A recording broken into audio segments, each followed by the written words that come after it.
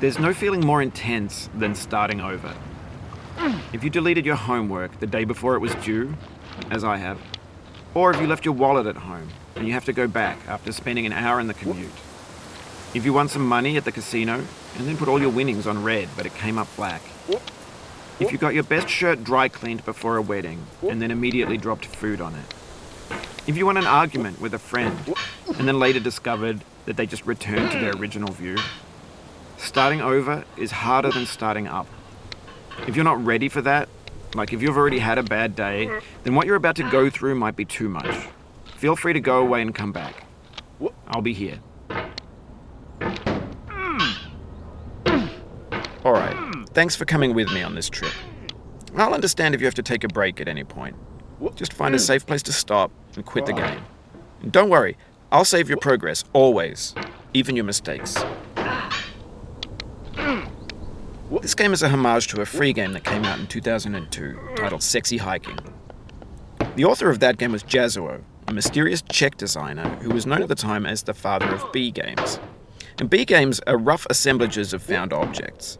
Designers slap them together very quickly and freely, and they're often too rough and unfriendly to gain much of a following. They're built more for the joy of building them than as polished products. In a certain way, Sexy Hiking is the perfect embodiment of a B game. It's built almost entirely out of found and recycled parts, and it's one of the most unusual and unfriendly games of its time. In it, your task is simply to drag yourself up a mountain with a hammer. And that act of climbing, in the digital world or in real life, has certain essential properties that give the game its flavor. No amount of forward progress is guaranteed. Some cliffs are too sheer or too slippery.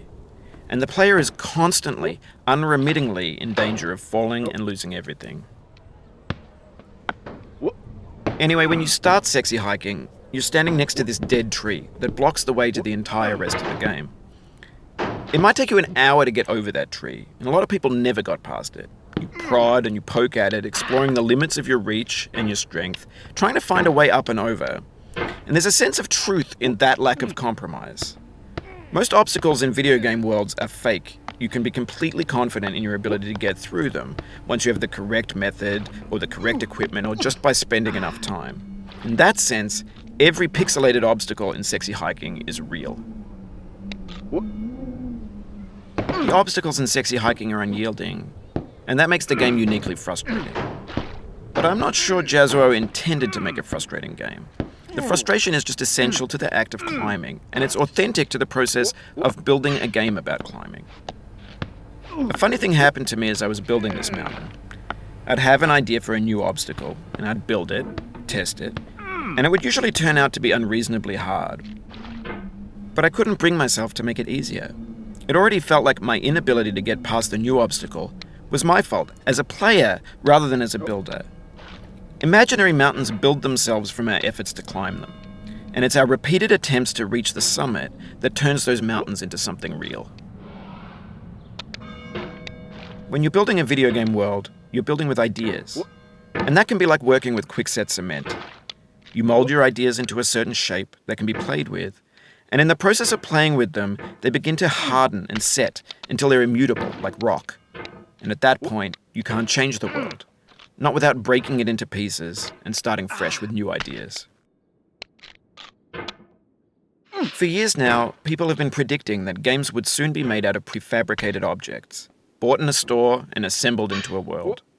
And for the most part, that hasn't happened, because the objects in the stores are trash. I don't mean they look bad or that they're badly made, although a lot of them are. I mean they're trash in the way that food becomes trash as soon as you put it in the sink. Things are made to be consumed and used in a certain context, and once the moment is gone, they transform into garbage.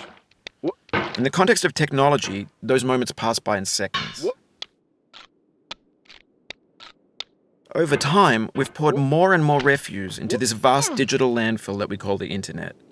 It now vastly outnumbers and outweighs the things that are fresh and untainted and unused. When everything around us is cultural trash, trash becomes the new medium, the lingua franca of the digital age.